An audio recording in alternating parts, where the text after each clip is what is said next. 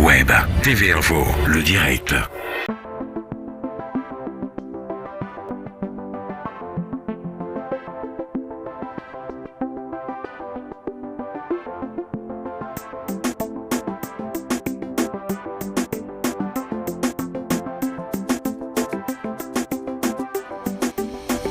Je suis Daniel Baudin, je suis un résident du quartier. Je suis aussi président de la résidence du conseil syndical de la résidence Alsace et aussi président du comité de quartier Saint-Nicolas Gare Gabu. Et depuis un mois et demi, on a aussi créé une association avec Madame Villain, notre présidente, une dame qui est résidente ici depuis 62 ans. Et qui, comme des centaines et maintenant presque des milliers de Rochelais, a à cœur qu'on ne massacre pas un parc aussi joli que le parc Alsace-Gare.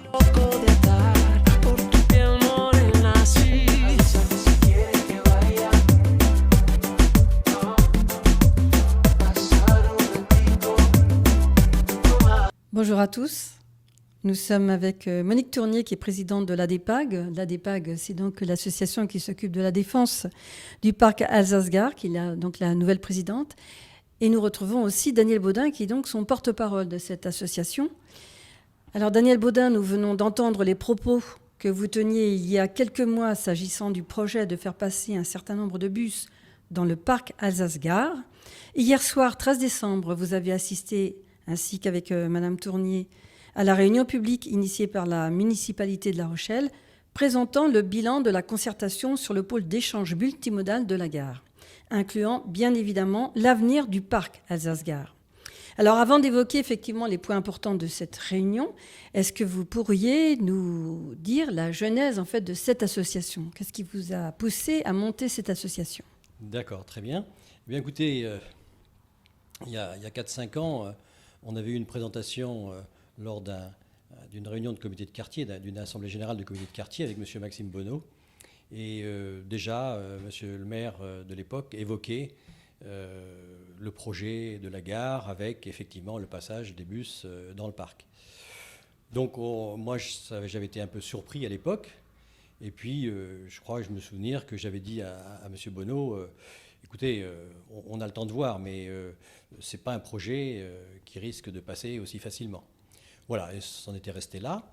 Et puis, il y a un peu plus de 2 ans, c'était en novembre-décembre 2015, dans Point commun, je crois, de la CDA, ou une des revues de la CDA, on parlait donc du projet de la gare et du projet multimodal.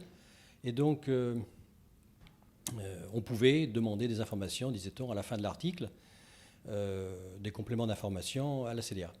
Donc, c'est ce que j'ai décidé de faire. Et avec un ami, on a obtenu un rendez-vous avec plusieurs personnes de la CDA, Madame Simon, Monsieur Guillaume Arche et Monsieur Paillard. Et donc, on a essayé d'en savoir un peu plus. On a demandé à ce qu'on nous présente le projet. Il y avait très peu d'informations. En réalité, il y avait une carte avec un plan incluant le parc Alsace-Gare, donc ce parc qui se trouve entre l'aquarium et la gare.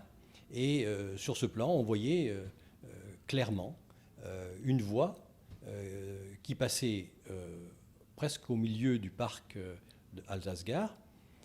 Et on s'est dit, mais on en est là, est-ce qu'il y a des décisions qui ont été prises, etc. Bon. On n'a pas pu nous répondre.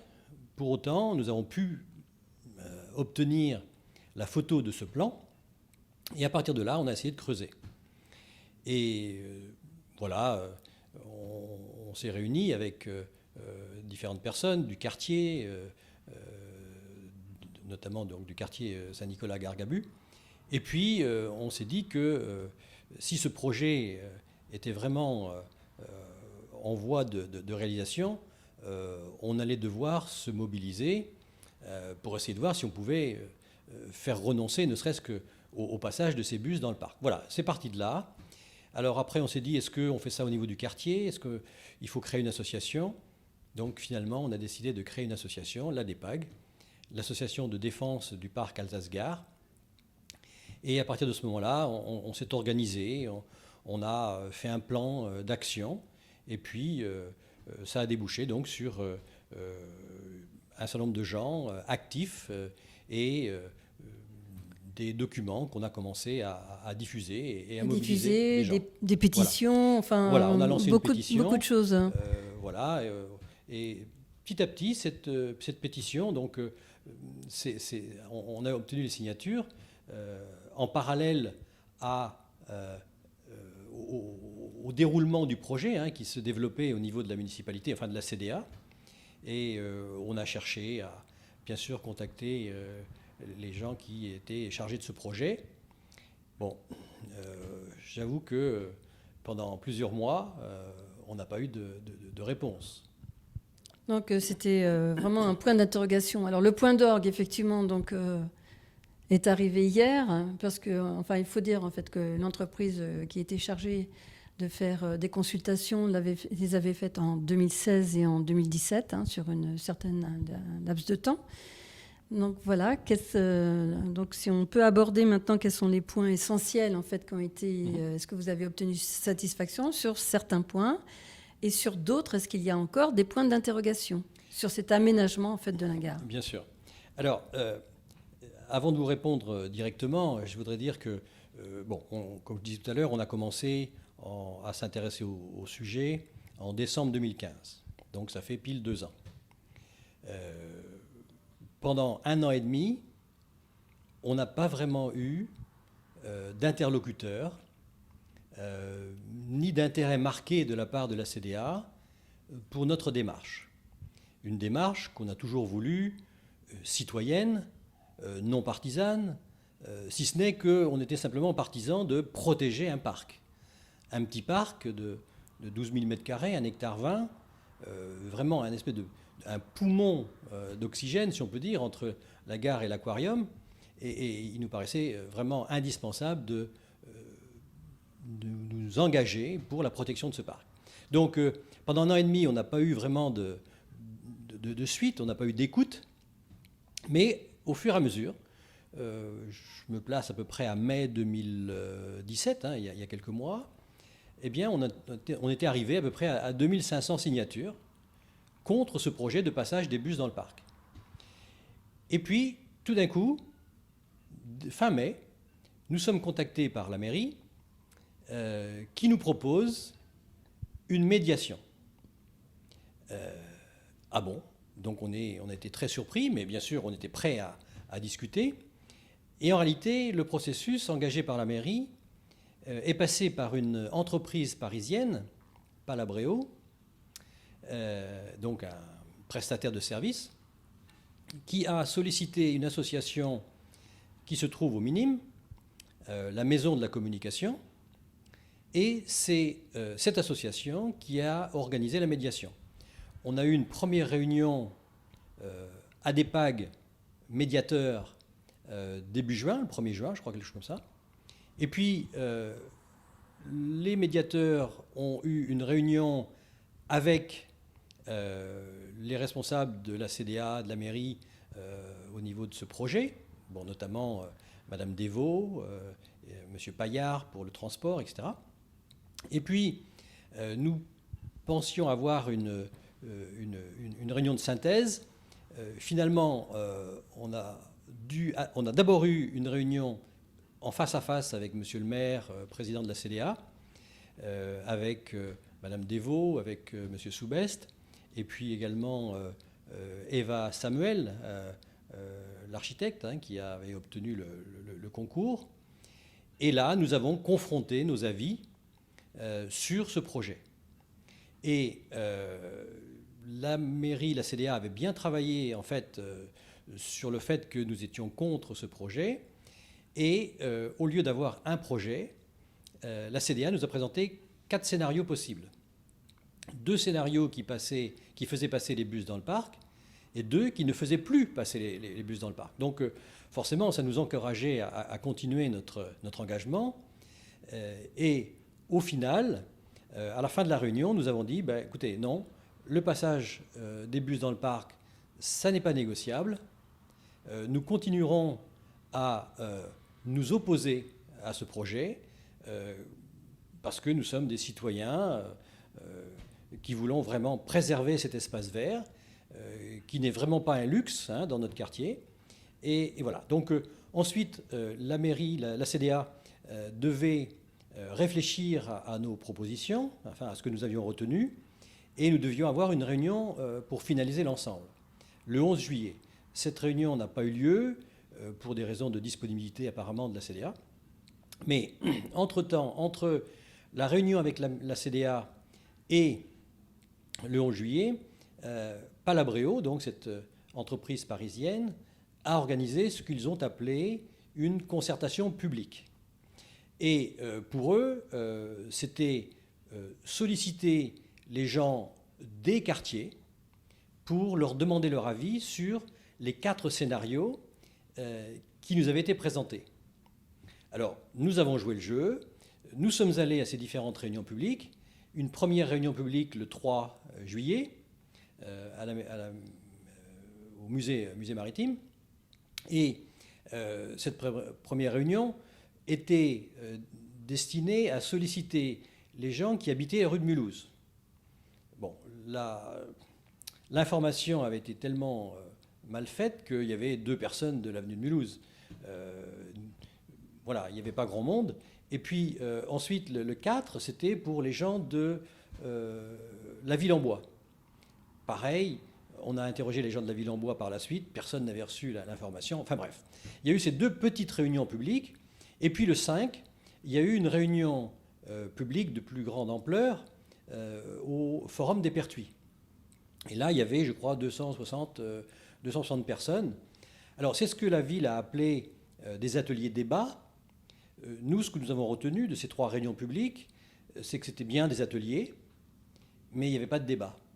Il n'y avait pas de débat parce qu'il y avait une présentation de la part des autorités, si je peux dire, Madame Devaux, Monsieur Paillard, Palabreo, avec des informations qui étaient, selon nous, un peu trompeuses, un peu biaisées, ce qui fait que quelqu'un qui n'était pas du tout au courant du projet pouvait être, pour le moins, être induit en erreur. Enfin bref, nous avons essayé de parler, d'intervenir. Nous n'avons pas eu le droit d'intervenir, à notre grand regret, forcément. Mais pour autant, le processus a continué. Le 11 juillet, on n'a pas pu revoir la mairie et voir quelles étaient leurs conclusions. Enfin, quand je dis la mairie, c'est la CDA principalement. Et puis, on nous avait promis un bilan, une solution adoptée par la CDA pour fin août, début septembre. Nous avons attendu, on n'a pas eu de réponse. Et puis finalement, il y a un mois à peu près, donc fin novembre, on nous a dit qu'il y aura une réunion le 13 décembre. Et ça se passera en 2 temps. Le matin pour l'association ADEPAG, où on vous informera donc de la décision de la CDA, et puis le soir pour transmettre cette même information au grand public. C'est donc ce qui s'est passé. Et donc il y a 2 jours, nous avons été reçus par Monsieur le maire, président de la CDA, qui nous a expliqué que finalement, le scénario que nous avions retenu, pas de bus dans le parc, et puis un sens de circulation autour de la gare, avait été retenu. Seul ce qui n'a pas été retenu, c'est ce que nous avions demandé, c'est-à-dire nous demandions à la ville, à la CDA, de renoncer à la suppression du boulevard Joffre et à la construction à la place du boulevard Joffre de 3 bâtiments, un de 7 étages et 2 de 4 étages, parce que ça nous paraît aujourd'hui encore complètement incongru et complètement déplacé à 40 mètres de la gare et à un endroit où la densification prévue a déjà de quoi impressionner, puisque le projet immobilier autour de la gare prévoit la construction de 1000 logements, d'une part à gauche de la gare et d'autre part à droite de la gare sur la friche de la Cernam. Donc voilà. Donc cette réunion d'hier soir, nous avons pu nous exprimer. J'ai personnellement indiqué à Monsieur le Président et maire de La Rochelle que nous étions très satisfaits qu'ils aient renoncé à leur projet initial, et donc voilà, et que nous espérions que dans peut-être de prochains projets, on puisse fonctionner un petit peu différemment, c'est-à-dire qu'il y a une vraie concertation entre nous, simples citoyens, et puis les autorités, lorsqu'elles ont des projets qui vont influencer, qui vont avoir une incidence sur la vie des Rochelais et sur les citoyens que nous sommes. Donc, si je comprends bien, pour l'instant, pour le parc Alsace-Gare, c'est donc gagné, c'est-à-dire pas de traversée de bus. Mais cependant, je pense une ouverture en fait de ce parc pour qu'il soit un peu plus peut-être accessible. Mais de quel côté? Celui du boulevard Joffre? C'est-à-dire que celui-ci va être quand même relativement modifié. Et pour l'instant, on ne sait pas s'il va y avoir des constructions ou non. C'est exact, vous avez raison. Ça reste le point d'interrogation.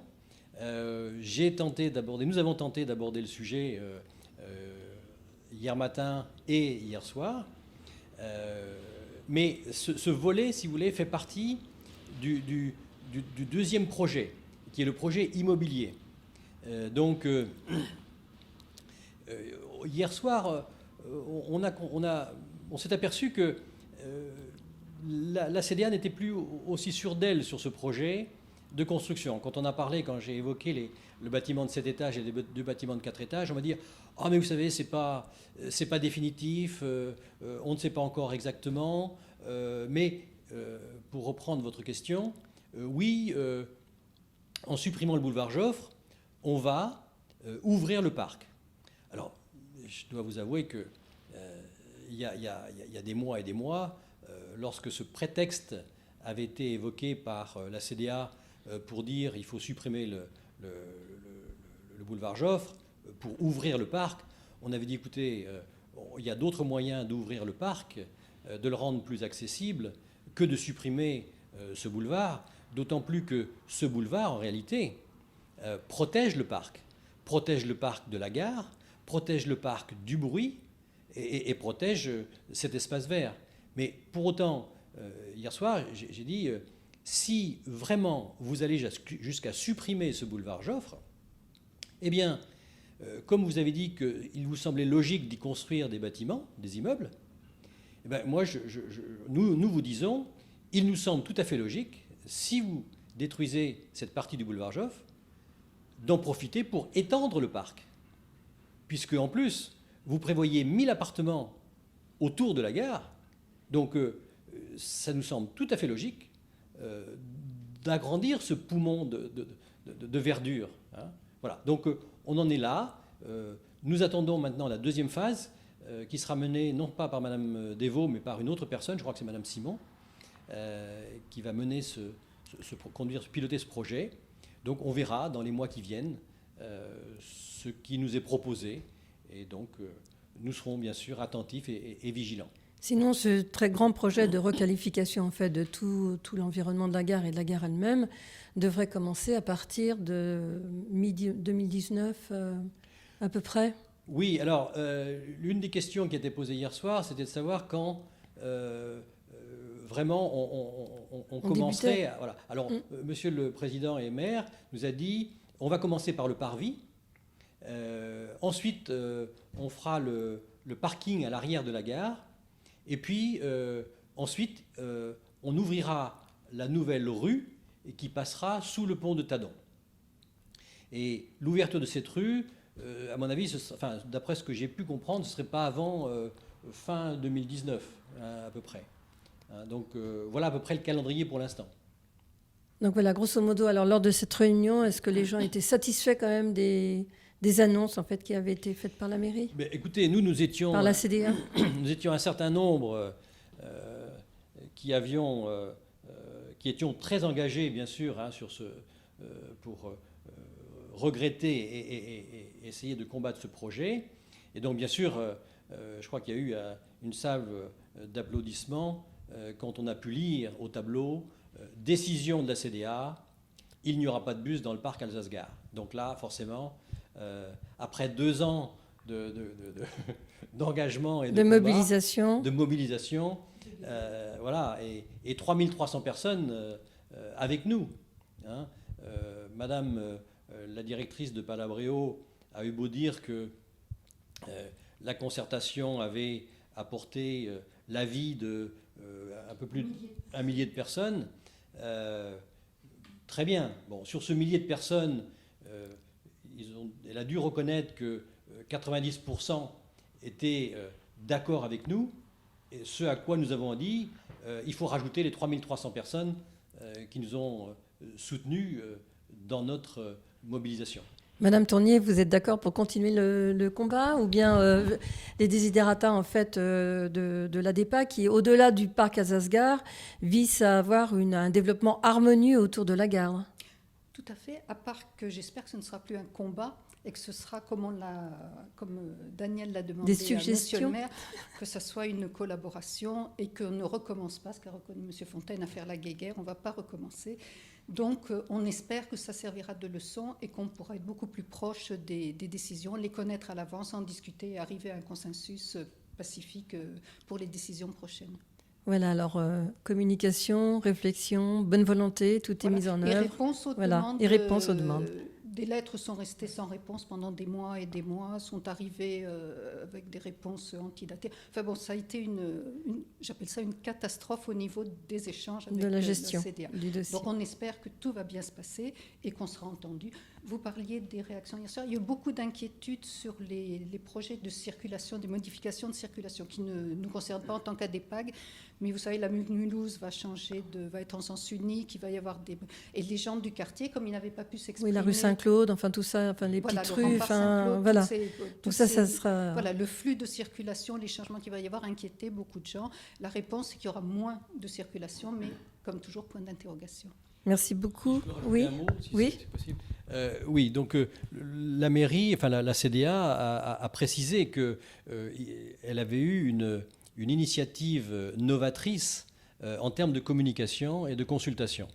On n'était pas tout à fait d'accord avec cette idée d'idée novatrice, et nous, ce qui nous paraîtrait bien novateur, et notamment pour la prochaine fois, c'est qu'il y ait vraiment une association, une transparence, une franchise, des échanges clairs, voilà, parce qu'on a subi beaucoup d'effets d'annonces, des éléments de langage, voilà. Donc la vraie concertation, la vraie démocratie participative, et c'est ce que nous avons dit à Monsieur le maire, c'est vraiment qu'on discute franchement, hein, nous citoyens, eux élus, et que voilà, on arrive à un consensus, et que même s'ils ne peuvent pas accéder à toutes nos demandes, mais au moins qu'elles soient prises en compte, et que voilà, logiquement, de façon sereine, on puisse arriver à des solutions qui conviennent aux citoyens, parce que c'est quand même nous qui vivons, hein, nous sommes notre quartier, malgré tout, et on le protège. On le protège pas à titre personnel, on le protège à titre collectif, hein, pour l'ensemble des habitants de La Rochelle, finalement. Madame Tournier, Monsieur Baudin, merci beaucoup d'avoir répondu à nos questions. Le mot de la fin, Madame Tournier. Eh bien, je répète, j'espère qu'à l'avenir, je peux appeler ça quand même une catastrophe, ce qui s'est passé pendant ces 2 années, servira de leçon et que ça ne se reproduira plus, et qu'on pourra parler directement et simplement avec les élus et les techniciens de la mairie. Merci beaucoup.